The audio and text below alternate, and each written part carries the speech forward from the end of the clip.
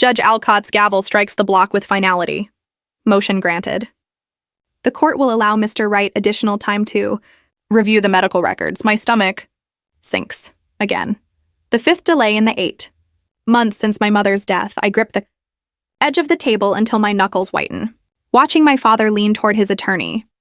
Leonard Wright, respected corporate tax lawyer and expert manipulator, whispers something to Mark Delaney, and both men share a knowing smirk.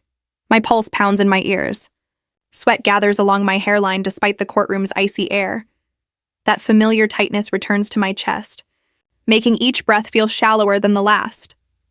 Your Honor, my father says, rising with practiced concern. We request additional time to review Mrs. Foster's medical records. There appear to be inconsistencies in her treatment decisions that could affect the distribution of assets. Assets. That's what my mother's life has been reduced to. $85,000 in savings. A modest 2-bedroom townhouse in Tacoma. The place she rebuilt her life after the divorce, and the antique oak chest. Passed down through 4 generations of her family. That's all that remains of Eleanor Wright. No, Elena Foster. She reclaimed her maiden name after the divorce. A quiet victory in a war she never wanted. Now I'm fighting the same opponent. Watching him manipulate the system once again. Mr. Wright, this is the 5th such request, says Clara Ruiz, my attorney, and an old law school friend. Ms. Wright has already provided complete medical records twice. The judge barely looks up, nodding as he moves on to the next case. The decision was made before we even entered the room. How is this possible? He already took everything in the divorce 14 years ago. Why this too? Why can't he let her have the small dignity of her final wishes? I close my eyes, and I'm 15 again. Standing in our kitchen as Mom tells me through tears that Dad isn't coming home. His affair with Vanessa Clark, his co-worker, had been going on for months. A younger woman. A new start. A cleaner slate than a wife of 17 years and a teenage daughter. The memory shifts. Mom, in her librarian uniform, shelving books part-time at the Tacoma Public Library, trying to make ends meet while Leonard thrived, made partner, bought a lake house, she never complained. Never spoke badly of him around me. He's still your father, she'd say, though her eyes told the truth she wouldn't voice. Clara squeezes my hand beneath the table. Don't let him see he's getting to you, she whispers. That's what he wants. I look at Judge Alcott, the slight tilt of his head when my father speaks, the dismissive glance when Clara objects. It feels like more than professional courtesy. Something else is influencing this courtroom. Before Clara can stop me, I stand. Your Honor, we've already provided full medical records, and twice. My voice sounds steadier than I feel. My mother's oncologist confirmed her diagnosis and treatment plan. There were no inconsistencies. The room falls silent. My father's expression tightens, his mouth forming a hard, controlled line. My daughter is understandably emotional about her mother's passing, Leonard says smoothly, his tone thick with condescension. It's been difficult for all of us. All of us. He never visited Mom once during her 8 months of chemotherapy, radiation, or hospice care. Not once. Judge Alcott removes his glasses, pinching the bridge of his nose. I understand your frustration, Ms. Wright, he says, but these matters require thorough review. Your father has raised legitimate concerns the court must address. Legitimate concerns. Each ruling chips away at the little Mom left behind. If he wins, I'll lose not just the inheritance, but her final act of independence, the home she built, the savings she scraped together, the heirloom chest she wanted me to have. Document every irregular ruling, Clara murmurs as I sink back into my chair. We're building an appeal. I nod. Though we both know the truth, appeals cost money I don't have. As a public defender in Seattle, my paycheck barely covers student loans and rent. Leonard knows exactly what he's doing. He's counting on it. Court is adjourned until November 12th, Judge Alcott announces. Parties must submit any additional documents by November 5th. Another month of this. Another month of watching my father carefully undo my mother's final wishes, while a judge who clearly favors him allows it to continue. After the hearing, Clara walks beside me through the courthouse parking garage. Our footsteps echo across the concrete as we weave between rows of cars. This isn't normal procedure, Brittany, she says, checking her phone. Alcott's rulings are consistently outside standard probate protocol. I've spoken to some colleagues who've appeared before him. And? I ask, unlocking my 10-year-old Honda and tossing my briefcase onto the passenger seat. Clara leans against the door. They said he doesn't usually act like this. Something about your case is different. My phone vibrates. An unknown Virginia number. I almost decline it, but answer at the last second. Is this Brittany Wright? A woman's voice, calm, confident, unfamiliar. Yes, who's calling? My name is Renee Barrett. I knew your mother years ago. I heard about your case through some old contacts. I glance at Clara, mouthing, who is it? She shrugs. I worked with Elena in the Air Force, the woman continues, before she met your father. My mother rarely mentioned her military years, just that she'd done administrative work for 4 years before college. Where she met Dad, nothing that suggested anything significant. Your mother kept things from that time, Renee says, her tone dropping. Things that matter now. Things that might help you understand what's happening with your inheritance. My breath catches. What things? Not over the phone. Can we meet tomorrow? Somewhere private? I hesitate, looking at Clara, who raises an eyebrow. I'll text you an address, Renee adds before I can reply. Noon tomorrow. Come alone. She hangs up. Clara studies my face. What was that about?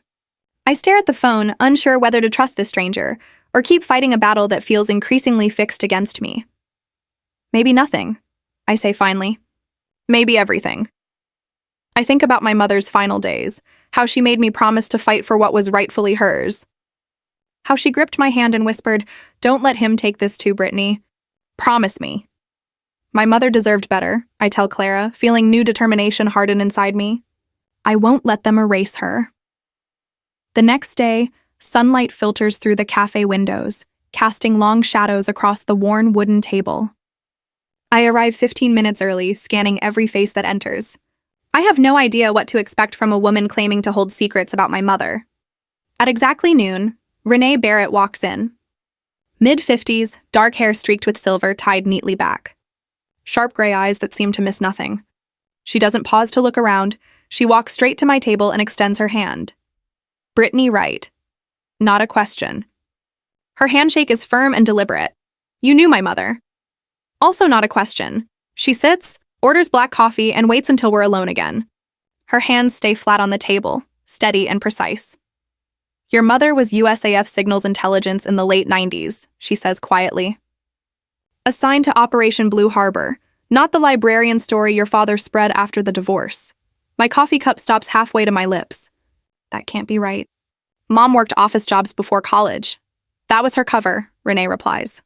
Elena was brilliant with encryption, one of our best. Her expression softens briefly. She never told you because of confidentiality agreements, and later, because of what happened. What happened? The question feels pulled from deep inside me. Your father and Judge Richard Alcott both served as young legal advisors on the same project, JAG officers reviewing surveillance protocols. Her jaw tightens. They expanded surveillance beyond legal boundaries. Used the information for influence, for leverage. Not officially, of course, my stomach knots. Are you saying? I'm saying your father used those connections to manipulate your mother's divorce. Alcott was deliberately assigned to her case through backdoor influence. She leans forward. And now to yours. The cafe noise fades as the pieces fall into place. The unfair divorce settlement that left my mother with almost nothing despite his infidelity. And this probate case where every ruling favors him. There were others affected, Renee continues. A civilian activist whose death was written off as an accident. Elena knew but couldn't prove it. My hands tremble. I set my cup down before it spills. This is a lot. I know. She reaches into her bag and slides a small notebook across the table. Don't open this here. But when you do, Winter Lantern was the internal verification phrase. Check your mother's chest. There might be something there that confirms what I'm telling you.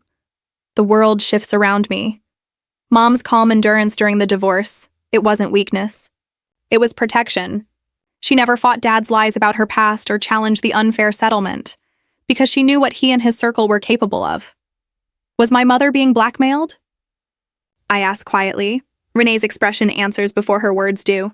Not with money. With safety. Yours specifically. Memory fragments surface. Mom's warnings about powerful men and self-protecting systems.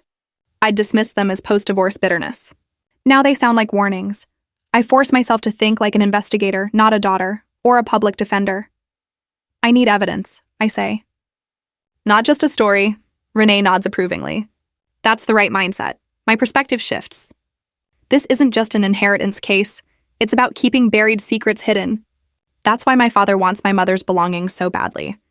Not for their value, but for what they might reveal. The oak chest, I whisper. Mom specifically mentioned it in her will. Told me to keep it safe. Renee doesn't answer directly, but her eyes sharpen. An hour later, I'm back in Clara's office. I pace as she types rapidly, searching legal databases for anything that could prove what we now suspect. Leonard filed a motion yesterday regarding the chest's contents, Clara says, turning her laptop toward me. He's claiming sentimental value, but the wording is unusual. He's fixated on that chest specifically. It's not about money, I realize suddenly. It's fear, Clara nods slowly. If what you're implying is true, his entire legal career would collapse. Using classified government intelligence for personal benefit? Manipulating court assignments? That would end everything for him. And Judge Alcott's appointment could be at risk if Operation Blue Harbor becomes public, I add, finally seeing the full picture. They're willing to twist the entire legal system just to protect themselves. Clara closes her laptop, her expression grave. These men have everything to lose, Brittany. That makes them dangerous. We don't even know what's inside that chest that terrifies them so much. The weight of it all settles over me. What started as a simple inheritance case has turned into something far more complex and possibly dangerous. But for the first time since my mother's death, I feel a clear sense of purpose. I'm clearing my schedule, Clara says firmly, surprising me. This isn't just probate anymore. This is about justice, not only for your mother, but maybe for others as well. Renee's business card sits between us on the desk. She had offered to help analyze any documents we uncover from a military intelligence standpoint. And you mentioned Caleb Monroe? Clara asks. Retired major, I reply. Renee said he's willing to verify anything we find. He handled administrative work for Blue Harbor and saw how the paperwork moved. Clara starts jotting names on her legal pad, connecting them methodically. So, we have legal expertise, intelligence insight, and a potential military witness. Her voice fades as she maps out our growing network.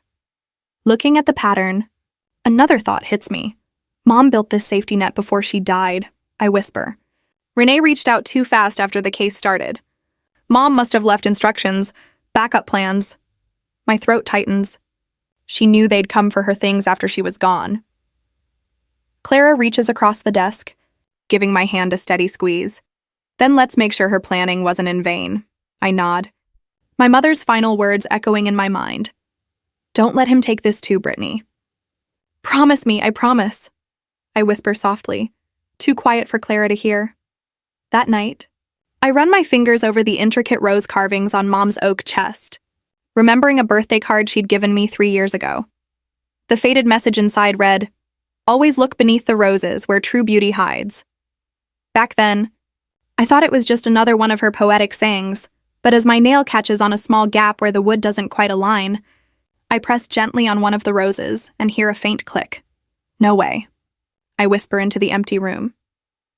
A hidden compartment slides open at the bottom of the chest. My heartbeat quickens as I pull out a worn manila envelope, yellowed with age. Inside, black and white photographs spill into my lap. 2 young men in military uniforms standing beside surveillance equipment. I recognize my father instantly. His posture is unmistakable even decades younger. Beside him stands Richard Alcott, now Judge Alcott, their arms resting casually over each other's shoulders. Beneath the photos lies a small leather-bound journal, filled with my mother's neat handwriting. I flip through pages covering years of entries. June 12, 1996. Ellen A. monitored Senator Gardner's daughter again today, using her to pressure him on the defense bill. This crosses every ethical line. August 4, Jamie Winters threatened to go public. They called it an unfortunate accident when his car went off the road last night. But I know what I saw in the logs. December 18th. Leonard received his promotion today, 3 weeks after the Gardner surveillance success. No coincidence. My fingers shake as the pattern becomes clear. Every one of Dad's sudden promotions aligns with surveillance. Operations described in Mom's journal, the Russ. Connection is undeniable. Each advancement followed within weeks of questionable activity. She had documented everything. Names, dates, locations, page after page of carefully detailed notes, evidence gathered by someone who understood exactly how valuable the truth could be. Her handwriting fills the journal like a quiet record of accountability, one that could expose the powerful men who built their success on secrets. I glance at her photo on the nightstand. For the first time since her passing, I don't feel her as a loss, but as a quiet, guiding presence. You made sure I'd have what I need, I whisper. Then I call Clara. I found something, I tell her. Real evidence supporting what Renee said. How strong? She asks, instantly shifting into attorney mode. Photos, journal entries, dates, all matching exactly what Renee described. I run my fingers over Mom's journal. Clara, I continue. They monitored a senator's daughter to control his vote. And there's an activist, Jamie Winters, who died in a suspicious accident after threatening to expose them. There's silence on the line. Then Clara asks quietly, "What are you thinking?" I'm thinking it's time I speak with my father. The next morning, I step into the law offices of Wright, Patterson, and Delaney, occupying the 32nd floor of a downtown high-rise. Floor-to-ceiling windows showcase Seattle's skyline, like another piece in Dad's expensive collection. His secretary rises quickly. "Miss Wright, you'll need an appointment." I walk past her desk. He'll see me. My father looks up from his computer, irritation flashing across his face. "Brittany, I'm preparing for a meeting." "This won't take long," I reply. I close the door, leaving it slightly open, enough for witnesses, but still private. Then I place a single photo on his desk. The rest stay locked in Clara's office. He glances down and his face goes pale. His hand trembles slightly against the polished mahogany. "I found Mom's journal," I say evenly, "and photos from Operation Blue Harbor." His eyes widen. Confirmation. "The name means something. Where did you get this?" His voice has lost its usual authority. "Mom kept everything," I answer. "Photos, notes, full accounts of what you and Judge Alcott did." I lean forward. "This isn't about $85,000, Dad. You're trying to hide this." He rises, looming over me the way he did when I was a child. "You have no idea what you're involving yourself in." These matters are classified. National security. Was Jamie Winters' death national security too? I ask, his jaw tightens. "I've struck a nerve. Drop the case by Friday," I tell him, picking up the photo. "Or I'll file a motion for Judge Alcott's recusal, with these as public exhibits." "You're making a mistake," he warns, his voice dropping low. "No," I say quietly. "You did." I walk to the door. "Friday, Dad."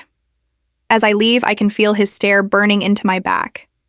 The secretary watches me pass, curiosity clear in her eyes.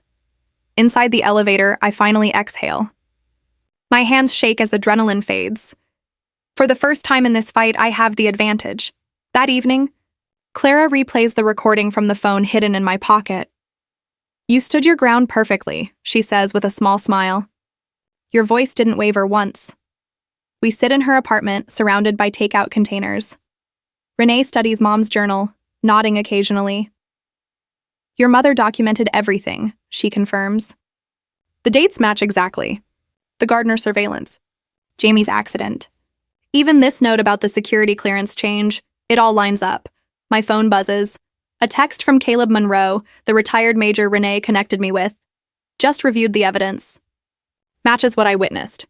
"I'll testify if needed." "We have another ally," I say, showing them the message. "And possibly one more," Clara adds. "Joyce from the clerk's office noticed irregularities in how your case was handled. She's willing to sign an affidavit." I sink back into the couch, absorbing the shift. For months, I felt powerless against Dad's reach. Now, I have evidence, allies, and leverage. Mom made sure I'd have everything I needed. I traced the worn cover of her journal. She must have known this day would come. Renee refills her glass. "So what's next? Push for full victory now or wait to see how they respond?" Her question lingers. Friday is 2 days away. Dad will either back down or escalate. "I only showed him one photo," I say slowly. "He knows I have more, but not how much." Smart, Clara nods. Make him move first. I close the journal, feeling Mom's presence in every careful line she wrote. This is only the beginning. The real battle, with much higher stakes, is still ahead. Monday morning, the courtroom doors close behind me with a hollow echo as I step out of Judge Alcott's chambers. Hands tremble slightly as I hold the stack of legal documents tight against my chest. They filed an emergency motion, I tell Clara, who's waiting in the hallway. My father's legal team is now claiming that Mom's chest might contain classified material connected to national security. Clara's eyebrows rise. That's a serious escalation. Leonard stood there with a grave expression, speaking about his responsibility to protect sensitive information. I mimic his serious tone. If the court allows unrestricted access to potentially classified material, we could unintentionally compromise national security protocols. We step through the courthouse doors into the bright Seattle afternoon. The sudden sunlight blinds me after the dim courtroom. Alcott just nodded along as I continued, saying the court must handle any classified material with extreme care before proceeding. Clara guides me toward a bench beneath a maple tree, its crimson leaves scattered across the courthouse lawn. This is straight out of the delay tactic playbook, she says, flipping through the motion. I've seen this in previous whistleblower cases. She points to the papers. They're trying to intimidate you with the threat of potential criminal charges for holding classified documents. My stomach tightens. Criminal charges? For an inheritance my mother specifically left me? It's pressure, Clara replies. They know the chest contains something damaging. She taps the motion. My research shows this same tactic used in at least 3 whistleblower cases involving former intelligence employees. Delay, intimidate, then settle privately under strict NDAs. So what do we do? I ask, watching a custodian sweep fallen leaves from the courthouse steps. Clara leans in, lowering her voice despite the empty courtyard. We run a parallel track. Keep the probate case moving, but also file a complaint with the Judicial Ethics Committee about Alcott's ties to your father's firm. That's risky, I say. What if they escalate even more? They already have, she answers, holding my gaze. The question is, do we fight back or fold? The afternoon sun stretches long shadows across the courthouse steps as I consider our shrinking options. Later that day, at the public defender's office, my supervisor Liam stops by my cubicle. His presence feels heavy in our already cramped workspace. Brittany, we need to discuss your court appearances this week. His tone leaves no room for misunderstanding. I quickly minimize the document on judicial ethics complaints. Of course, I reply. You've missed 3 preliminary hearings this month, he says. Rachel had to cover your juvenile case yesterday. My cheeks flush. I know. I've been dealing with personal issues. Your colleagues are taking on extra work while you manage this inheritance case. Liam's eyes land on the stack of probate files covering my desk. I understand family matters are difficult, he says evenly, but your clients here need your full focus. I've been working nights to stay on top of everything, I answer, gesturing toward the dark circles under my eyes. Nothing's fallen behind. Make sure it stays that way, he warns. His skeptical expression makes it clear he's unconvinced. Public defense isn't just a job, Brittany. People's freedom depends on us being present. When he leaves, I drop my head into my hands. The financial strain of this case is draining my limited savings. Last night, I calculated my expenses. At this rate, I'll be completely broke in 2 months unless I take more work or abandon the fight. My phone buzzes. It's a message from Clara. Call me as soon as possible. I step outside to the small courtyard behind our building. The gray clouds overhead mirror my mood. What's happened? I ask when she answers. Your father's legal team just filed more motions, she says. They're demanding that all copies of any documents related to the chest be surrendered to the court. I lean against the brick wall. I can't keep missing work for this, Clara. My supervisor already warned me today. That's not all, she continues. I think someone's been watching my office. The same car has been parked across the street for 3 days. My exhaustion deepens. This morning I got an anonymous call telling me to drop the case before it goes too far. Just a voice I didn't recognize, then they hung up. Did you report it? She asks. What would I say? Someone made a vague threat? I kick at a pebble on the concrete. Last night someone broke into my car. Nothing was stolen, but my files were clearly searched. The police called it random vandalism. Brittany, Clara's tone sharpens. They're trying to intimidate you because they're afraid. That proves we're getting close to something significant. Raindrops begin to dot the pavement. I stare at the sky. Is clearing Mom's name worth risking everything I've built? My job, my savings, maybe even my safety? The question lingers between us, punctuated by the growing rain. That evening, I'm organizing files at home when my phone rings. It's Joyce, the court clerk I befriended during my first year as a public defender. Brittany, she whispers, I probably shouldn't be telling you this, but Judge Alcott had a private meeting with your father last week. No attorneys. No record on the docket. My heart races. Are you sure? I saw them myself, she says. They used Alcott's private chamber entrance. I was dropping off transcripts next door. She hesitates before continuing. This isn't the first irregularity I've noticed. Other attorneys have pointed out patterns. Alcott's rulings often favor certain firms, including your father's.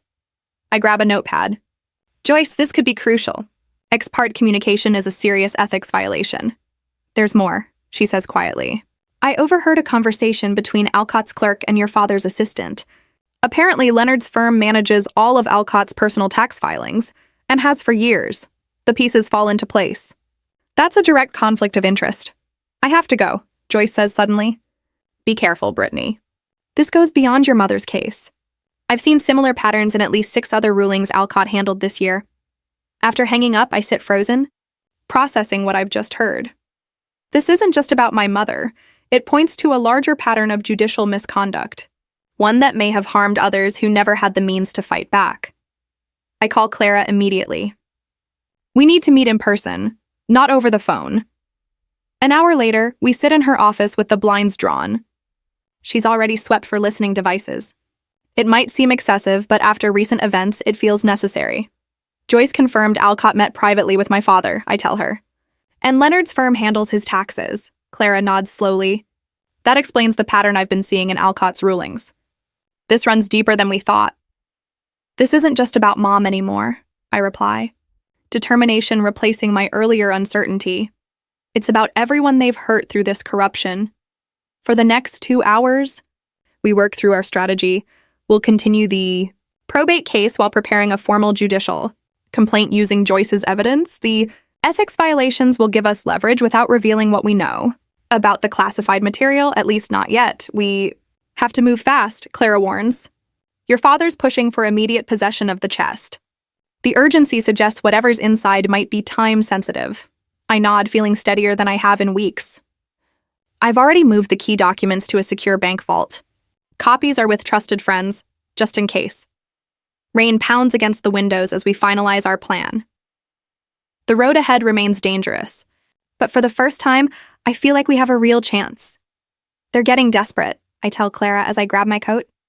That means we're getting closer. As I step into the storm, I carry not only my mother's fight, but a broader mission, one that finally gives meaning to every sacrifice. Mark Delaney's call comes at 7:30 Tuesday morning, interrupting my first sip of coffee. His tone carries an unusual urgency. Miss Wright, my client would like to arrange an immediate settlement conference today, if possible. I almost drop my mug. After months of stalling and procedural obstacles, the sudden cooperation feels suspicious. Why the rush? I ask, signaling Clara from across the kitchen table. She looks up from her notes, eyebrows raised. My client is prepared to withdraw all objections to the inheritance, Delaney replies smoothly. Leonard believes this has gone on long enough. Clara scribbles a note and slides it to me. Don't agree to anything. We can meet at my office at noon, I say, buying time. Clara will join me. Of course, Delaney answers, his politeness a little too polished to trust. 3 hours later, we sit across from him in his elegant downtown office. The wide view of Puget Sound behind him feels like a deliberate show of power. My father isn't present. Another strategic move. Let's get to it, Delaney begins, sliding a folder across the table. Leonard is ready to drop all claims against your mother's estate. You'll receive the full inheritance, her savings, the townhouse, everything as originally stated in the will. I scan the papers carefully, waiting for the hidden condition. Clara leans forward, alert but composed. All he asks, Delaney continues, watching me closely, is that you relinquish the antique oak chest and its contents. A family heirloom from his side, as you know. The chest, my mother's final sanctuary, where she kept what mattered most. The journal Renee mentioned might still be inside. The chest had been hers for 20 years after the divorce. He'd never shown interest before. Delaney adjusts his tie. My client has reflected on family heritage. The chest holds sentimental value. No, I say firmly. The chest stays with me. Something flickers in his eyes. Frustration, maybe calculation. He slides another document forward. Very well. Leonard is willing to compromise. He'll let you keep the chest itself, but requests the journal and photographs inside. That's all. My pulse spikes. They know about the journal, which means they know what it contains. Additionally, Delaney adds, placing one more paper on the table, Leonard is prepared to offer a substantial financial settlement. On top of the inheritance, $200,000. Number hits me like a physical shock. My public defender's salary barely covers rent and student loans. $200,000 could change everything. This settlement would end your financial worries, Delaney presses, sensing my hesitation. You could pay off your debts, maybe even buy a home, build stability without constant struggle. Clara stays quiet, giving me space to think. The offer tempts me. Freedom from debt, from counting every dollar, from extra shifts to survive, I should mention, Delaney says with practiced ease. The offer expires at the end of business today. Leonard wants closure immediately. Back at Clara's office, I pace while she reviews the papers. It's your call, Brittany, she says at last. You've already met your original goal. The house, the savings, it's all yours under this deal. But at what price? I ask, stopping at the window overlooking the Seattle skyline. If I give up that journal, what happens to the truth? What about the others who were hurt? Clara sets the documents down. There's no guarantee we'll win the larger battle. This settlement is a sure outcome. And in that silence, I hear my mother's voice echo softly in my memory. I was 16, under pressure to cheat on a history final. Integrity matters most when it costs something. She had said anyone can do the right thing when it's easy. If I settle, I say slowly, I get the inheritance, but I abandon any chance of accountability. For Mom, and for anyone else they've hurt. Clara leans back. The stress and uncertainty will continue if you refuse, she reminds me. This legal battle could last for years. Across the hall, her paralegal peers in. Take the money and walk away, he advises. People like that always win anyway. A junior associate passing by offers a different view. Some principles are worth fighting for even when the odds aren't. The moment feels familiar, a reflection of my father's choice decades earlier. Moral compromise for personal gain. The easy path. I stare at the settlement papers, something uneasy stirring in my mind. Why now, after months of aggressive tactics, why suddenly offer such a generous deal? Clara taps her pen against her notepad. That's the question, isn't it? I grab my laptop and start combing through the documents. Then I find it, hidden in paragraph 14, a comprehensive non-disclosure agreement. Permanent silence about everything. My mother's past, the court proceedings, and the contents of her personal files. This NDA would stop any ethics complaint against Judge Alcott, I realize. We couldn't use anything we've found as evidence. Clara's eyes widen. She turns to her computer, typing fast. There's a judicial review committee meeting next month, she says. Alcott's name is on the agenda. I have a contact there. Apparently there's already a preliminary investigation into his rulings. The pieces align. Leonard isn't worried about the inheritance. He's trying to close this case before the investigation exposes the connection. My decision becomes clear. I pick up my phone and call Delaney. Miss Wright, he greets smoothly. Have you made your decision? I have, I answer. I'm not interested in being bought off like everyone else. A pause. His tone hardens. You're making a serious mistake. Some offers don't come twice. I'll take my chances, I say. My mother deserved justice, not a payoff. After hanging up, I look across at Clara. You realize what this means? She asks. They'll come after us harder now. I nod, a quiet resolve settling in. I know, but now we understand why they're desperate. And desperate people make mistakes, Clara smiles faintly. Your mother would be proud. Maybe, I reply, picking up the discarded settlement papers. But that's not why I'm doing this. I'm doing it because it's right. A week later, after compiling the evidence, I spread the documents across Clara's conference table, each piece a step toward justice. Mom's journal lies open beside tax records, photographs, and the freshly signed affidavit from Major Caleb Monroe. "We have everything we need," Clara says, tapping the motion for Judge Alcott's recusal. "These ethics violations are undeniable. His relationship with your father during Blue Harbor, the pattern of biased rulings, the financial ties, it's all here." I trace the worn edges of Mom's journal, its pages soft from my repeated readings. "And we're sure this approach keeps the classified information as a last resort?" I ask. "Absolutely," Clara replies, sorting the papers into neat stacks. "The judicial ethics violations are our main argument. We won't mention Blue Harbor's operational details unless absolutely necessary." Renee Barrett nods, sliding a document across the table.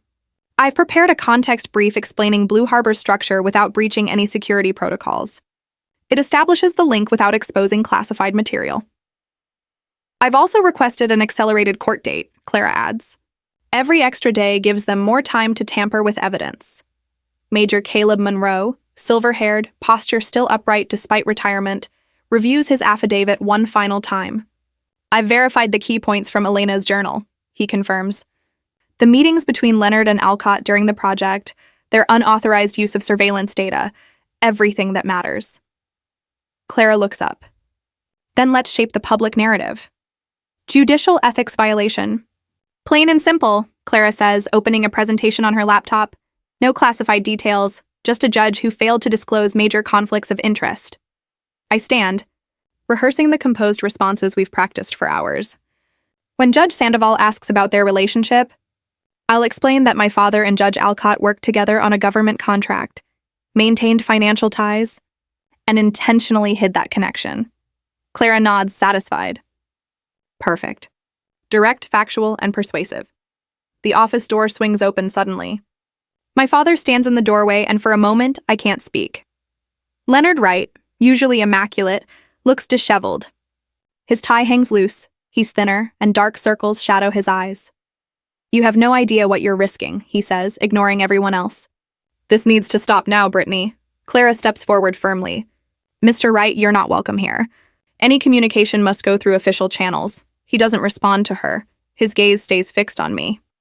"This isn't just about your mother's inheritance anymore. You're playing with fire." I study him, his shaking hands, the slump in his shoulders. For the first time since this fight began, I see fear beneath his anger. "Your concern is noted," I say, surprised by how steady my voice sounds. But I'm not backing down. After he leaves, escorted by building security, Clara informs me, "Judge Alcott has canceled 3 hearings, citing health issues. My contacts at Hamilton and Burke say the partners are questioning Leonard's management of your case. They're worried about exposure." I glance out the window, spotting the unmarked sedan that's been tailing me between work and home all week. "They're scared," I say. "Good," Clara replies. I leaked a tip to the Seattle Times about an unusual judicial recusal motion. More pressure means more scrutiny. "Are they coordinating a response?" Renee asks. Clara shakes her head. "Not well. Leonard wants a quiet settlement. Alcott wants to fight publicly, claiming national security concerns. They're working against each other." Later that evening, we receive notice of an emergency hearing before Judge Sandoval on the temporary information suppression motion. Our carefully planned strategy is about to face its first real test. We'll present the ethics violations without touching the classified material, Clara advises as we prepare. Just enough to establish the pattern. If they bring up national security, you counter with your public defender experience. You've handled clearance issues before. I nod, organizing the documents for maximum effect. Layered presentation, start with surface facts. Hold deeper evidence in reserve. The team works through the night, anticipating every argument, every tactic. When everyone finally leaves, I close my eyes, practicing the breathing techniques my counselor taught me to manage courtroom anxiety. The weight of what's coming settles over me. Rain patters softly against the windows as I drive to the cemetery, needing a quiet moment before everything changes. Standing before Mom's grave, I trace the engraving on her headstone, Elena Foster Wright, beloved mother. No mention of her service, her sacrifice, or the secrets she kept to protect me. I understand now. "Mom," I whisper, rain blending with my tears. "Why you stayed silent. Why you warned me about them. but I won't live in that shadow anymore. I place fresh flowers by her name, then return to my car. Tomorrow will change everything. Morning comes with Clara's final words as we walk up the courthouse steps.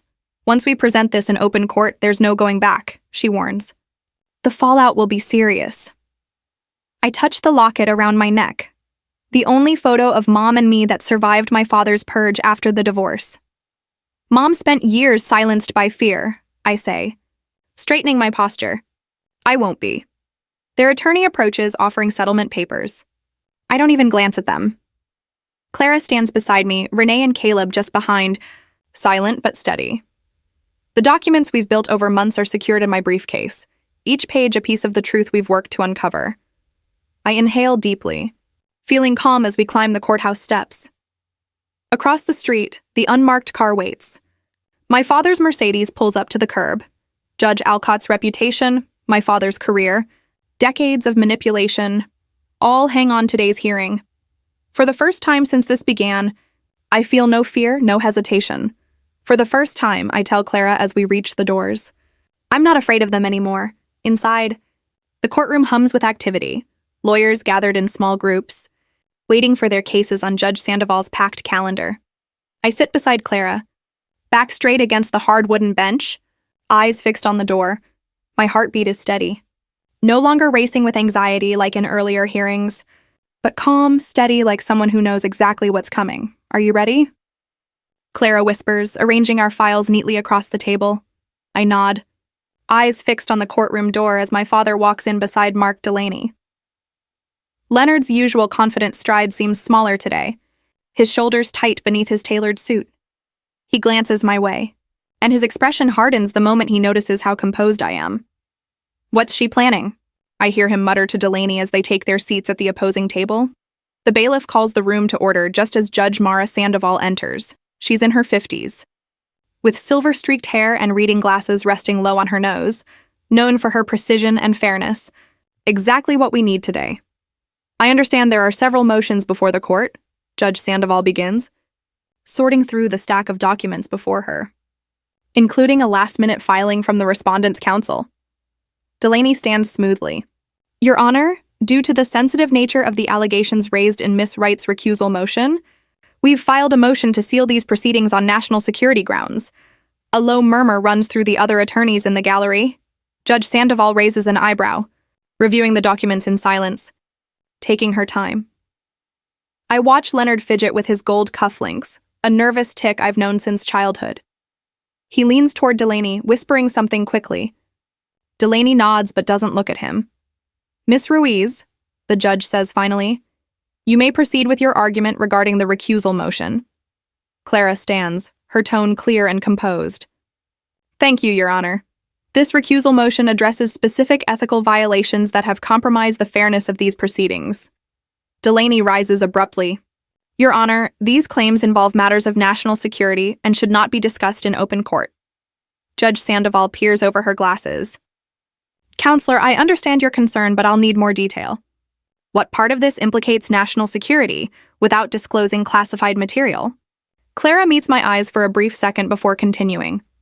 Your Honor, we have documented evidence of ex parte communications between opposing counsel, Mr. Wright, and Judge Alcott. These exchanges occurred outside of proper judicial channels and directly influenced rulings in this case. Leonard scribbles something hurriedly on a notepad and slides it toward Delaney. His hand trembles slightly, sweat beads on his forehead despite the courtroom's chill.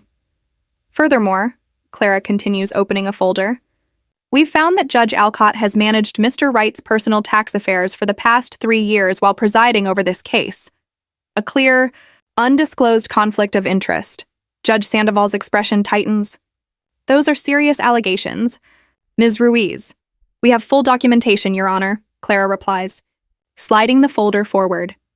Inside are bank records showing payments from Leonard Wright's firm to Judge Alcott's private consulting business, along with emails discussing tax strategy and records of private meetings held during this trial. The judge reviews the evidence carefully, her frown deepening with every page. Leonard sits motionless now, knuckles white where they grip the table.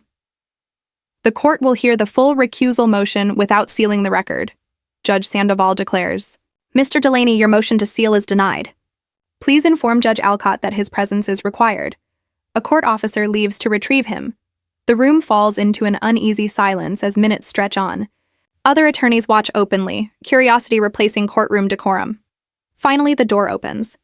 Judge Alcott enters, his usual authority replaced by visible discomfort. His face is pale as he takes a seat beside the bench. Before we proceed, Judge Sandoval begins, we must address the recusal motion filed against Judge Alcott in the matter of Foster estate. Judge Alcott clears his throat.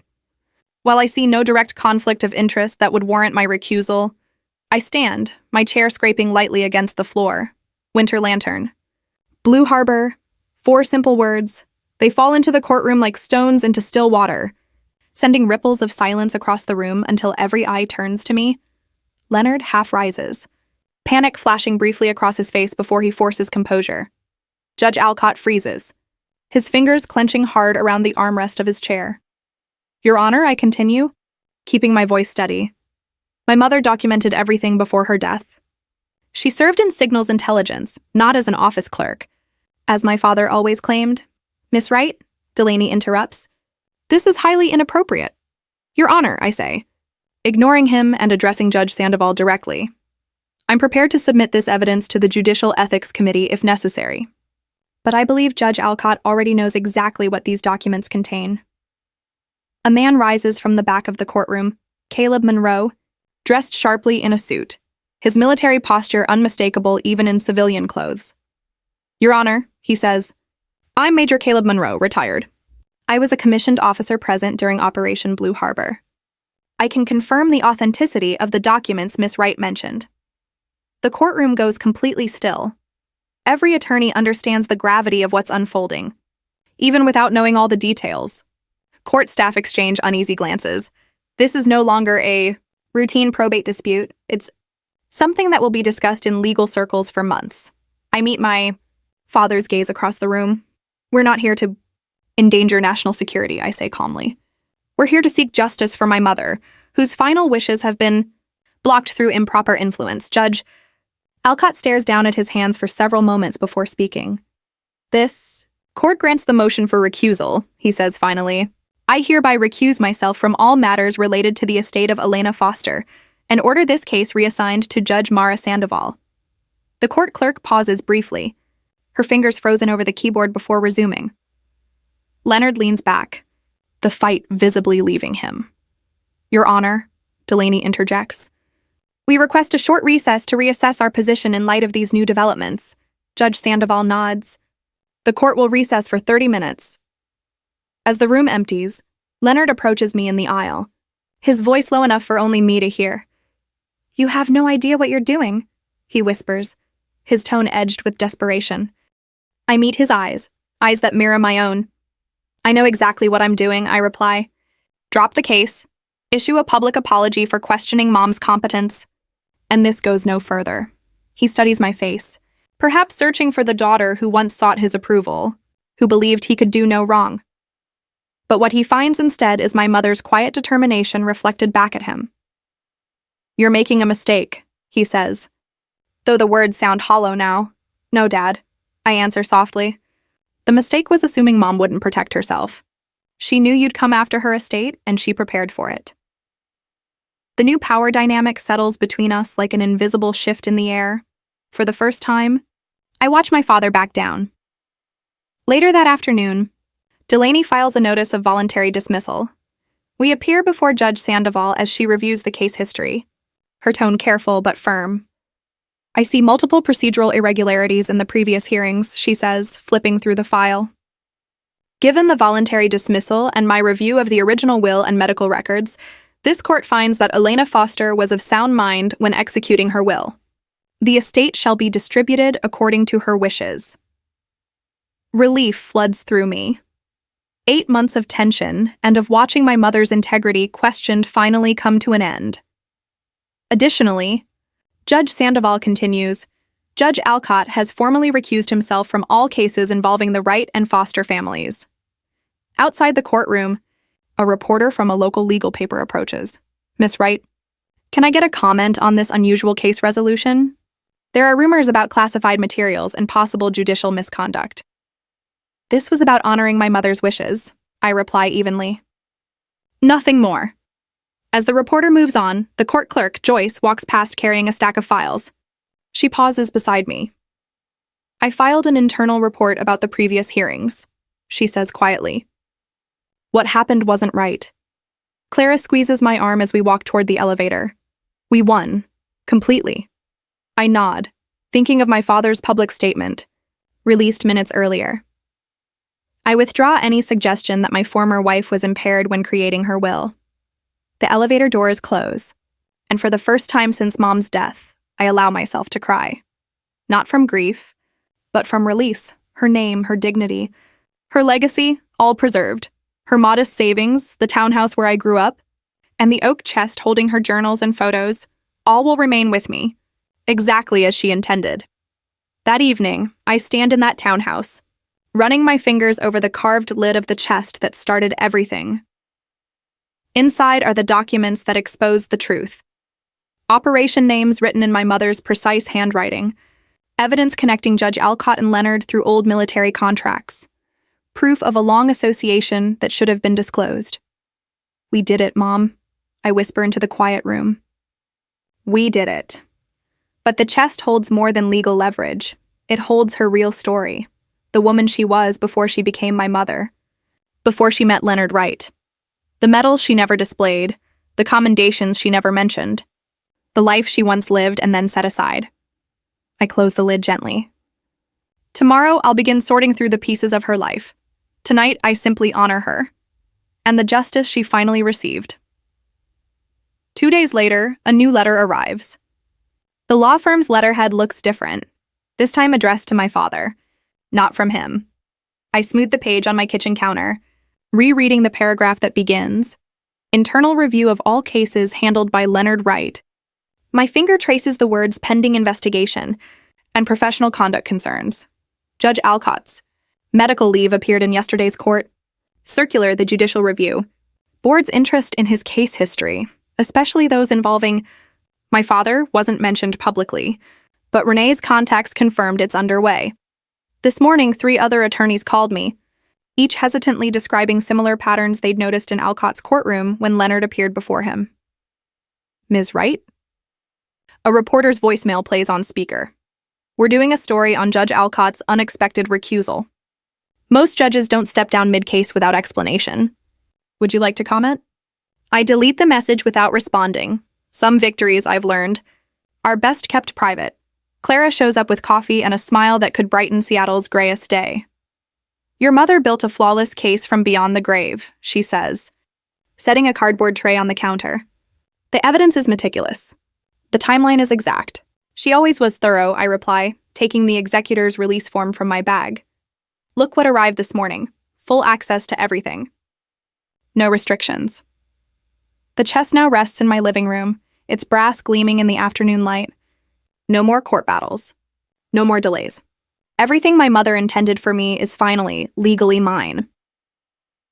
That night, I sleep in my mother's townhouse for the first time since the case closed. Her watercolor landscapes still hang on the bedroom walls. Her reading chair sits by the window where morning light will come. I wrap myself in her quilt and feel sheltered, as if her protection was there all along, even when I didn't know it. Renee and Caleb visit the following weekend with old photos and stories from my mother's military days. Elena never spoke about what happened because she was protecting you, Renee says, patting my hand. Your mother would be proud of how you handled this. Caleb nods. She fought with documents and patience. You did the same.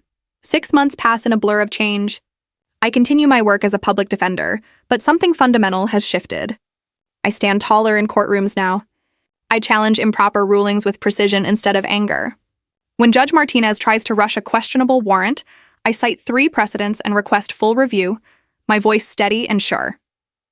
A photograph of my mother sits on my desk, not the formal funeral portrait, but the one Renee gave me. Elena in her Air Force uniform, young and certain, eyes bright with purpose. Beside it is her leather-bound journal, key excerpts kept and others carefully redacted before submission to the Ethics Committee. I've begun mentoring first-year public defenders about ethical boundaries in difficult cases. Document everything, I tell them. Preparation is power. Preparation. Leonard lost his partnership after the firm's review. Now we pass each other in courthouse hallways. Him with fewer clients, me with growing confidence. Our interactions are brief and civil. The rage that once consumed me has cooled into a steadier satisfaction. Truth finally acknowledged. The Washington State Bar Association invited me to speak at their spring conference on judicial accountability. I titled the talk Methodical Justice, When Process Protects Truth. Mom would have liked the careful wording. The Tacoma townhouse no longer feels like a battleground. I've arranged her books, displayed photos, and placed her favorite blue ceramic vase where the sunlight catches it each afternoon. The oak chest in the living room no longer hides secrets. It holds family photos, military commendations, and mementos I've rediscovered. Last month, a young woman came to my office with a familiar story. A judge tied to opposing counsel, rulings that defied reason, procedural delays without cause.